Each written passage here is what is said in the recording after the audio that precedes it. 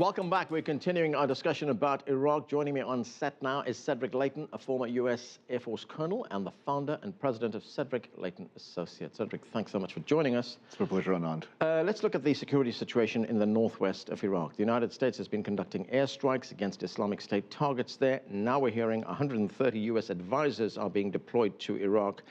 Is this expanding the conflict? Is this what is known as mission creep? It is expanding the participation in this effort. And so what you're dealing with here is, yes, it is mission creep. It may be desired mission creep on the part of the administration. And actually, the number of advisors is now approaching 1,000 total advisors in the country of Iraq. So what that means is you have a whole bunch of Americans that are there in order to help the different elements, whether it's the Iraqi army, the Peshmerga on the Kurdish side, or any of the other different players that are there that are on our side, helps them against the Islamic State. And that is what the desire is at this point, is to get as many people on the ground to help from an advisory standpoint, and that's definitely an increase in the mission scope than we had before.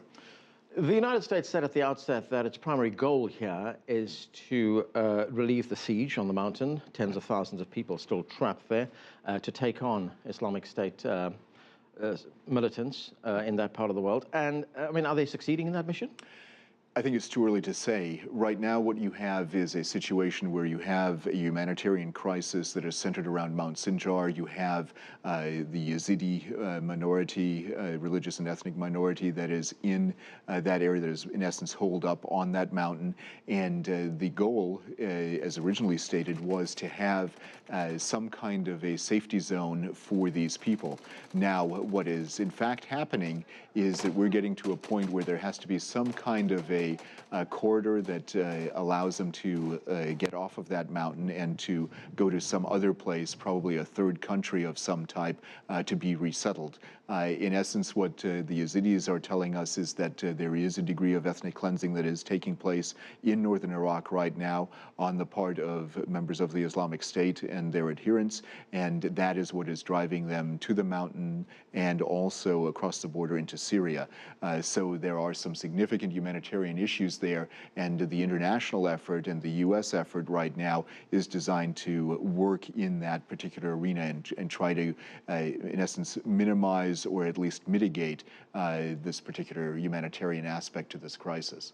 But if they're now considering relocating the Yazidi to another country, what does that tell us about the security situation? That it would be extremely dire. Absolutely. It's an extremely dire security situation. It is a situation that cannot be remedied by the current tools that are on the ground and present in Iraq at the moment. What about the airdrops, food, water, other supplies? Is that getting through? The airdrops are getting through to an extent, but they're not substantial enough or substantive enough to actually be able to help the bulk of the Yazidi population. There are various estimates of how many people are actually on that mountain, on Mount Sinjar, but suffice it to say that the airdrops involving water and food are insufficient to actually help these people, and that's a significant aspect to this crisis. We can do part of this from the air, but you really need a land corridor to make sure that you get everybody, help them with all the food and water needs that they may have, and that is not happening at the moment. If we look at the strength of Islamic State, a Pentagon official here in Washington, Lieutenant General William Mabel, is saying that airstrikes unlikely to affect IS overall capabilities. I agree with that assessment. I think that airstrikes are good in a tactical sense. In this particular scenario, they can do what is known as interdicting the supply lines of a normal army. The Islamic State is not a normal army. When they use equipment, it's equipment that they've stolen. They've either stolen it from the Syrian army or they've stolen it from the Iraqi army. And in the case of the Iraqi army, it's US-made equipment in many cases. They use that as a method of transportation of convenience convenience. And when they do that, they can use it, but they can also choose not to use it. So what you'll see is the Islamic State changing its tactics as the situation unfolds. They will no longer be as dependent on the trucks and Humvees and things that they've stolen, in essence, from the Iraqi army. But what they will be able to do is they will be able to morph into the countryside. They will blend into the countryside. They will blend into the local population. And when that happens, it'll be a significant, present significant difficulties to the U.S. and its coalition partners when they engage in airstrikes, because then all of a sudden it's harder to discern legitimate civilian emplacements and dwellings from a military target, and that's going to be a significant challenge for us. Right. If the airstrikes are not doing the job or are not fully completing the mission, does that indicate then it's going to have to be ground forces that are going to have to do the job? In my view, it does indicate that ground forces are going to be a necessary component to this operation.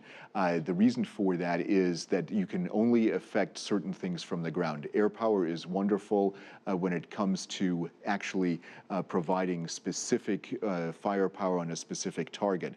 It can also do some things from a strategic perspective, but in a situation like this where there's a huge humanitarian component, it becomes essential to have a ground presence that is not necessarily a United States presence, but there must be a ground presence that is trusted by the United States and by the West in order to complete this mission. And if you don't have that, it's not going to work. Right. If we look at these incremental steps and how the United States is getting involved, we have the airstrikes, now we have these advisors going. As you pointed out, there are now 1,000 U.S. military personnel there.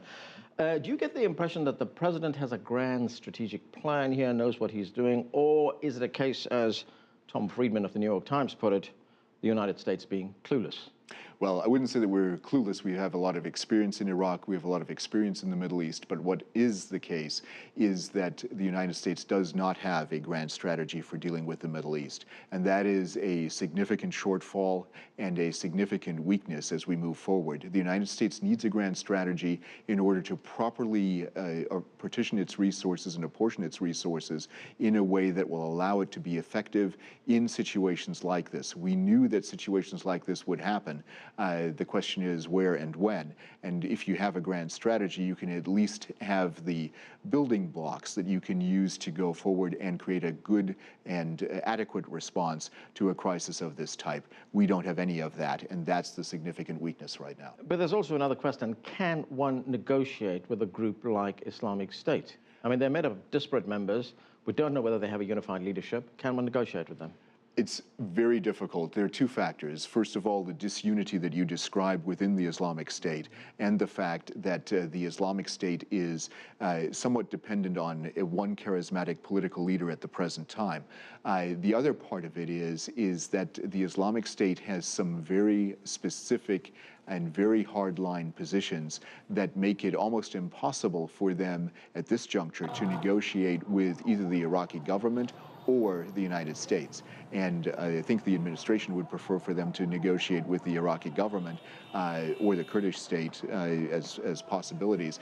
But in this particular situation, it is impossible for them to really jump off of the positions that they currently have, and it would be very, very difficult for them to reach some kind of a diplomatic or negotiated settlement with any of the powers that are involved right now.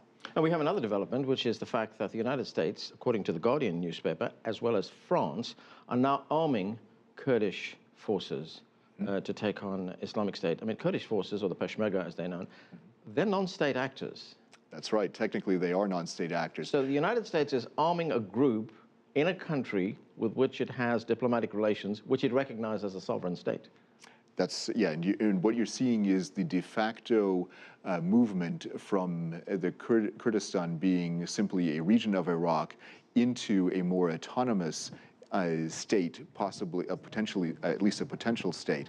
And because it's a potential state, the United States is beginning to treat it as such. First of all, it is the most responsive in the region to U.S. efforts to mitigate this crisis. It also has the most responsive fighting arm, the Peshmerga.